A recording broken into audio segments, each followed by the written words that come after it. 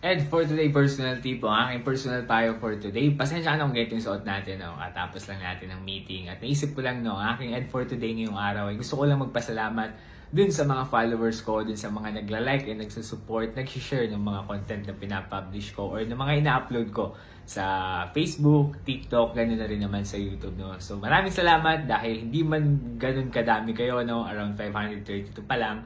And then alam ko naman, darating din yung part na dadami din kayo dahil again, meron nga sumusuporta. No? So masaya na ako na meron nagla-like, nag-share. Dun sa mga kaibigan ko, alam niyo kung sino kayo no, na nagla-like and share ng mga content na ina-upload ko. Kung nakaka-relate kayo at naiintindihan nyo, na-inspire kayo, na-motivate kayo, or may natutunan kayo, ba syempre, wag nyo kalimutan pusuan yung mga ina-upload ko. No? At kung hindi ka pa followers ng FB page ko, TikTok, YouTube, baka pwedeng i-check mo and then pwede ka na mag-like and follow, mag-subscribe. And then, tulungan mo ako na i-share yung mga content na to. Dahil honestly, sa dami ng content ngayon, at least merong isang content or merong isang message na pwede mong kapulutan ng aral, pwede ka ma-inspire, pwede ka rin ma-inis, o pwede ka rin makarelate, or pwede ka rin magising. Dahil minsan may mga content ako na medyo baka tamaan ka, lalo na kung may kinalaman sa utang. Pero okay lang yun. Mahalaga meron akong binibigay na konting good vibes no, sa araw-araw. Okay, yun lang ed for today ko ngayong araw. So, yun lamang. Salamat ulit.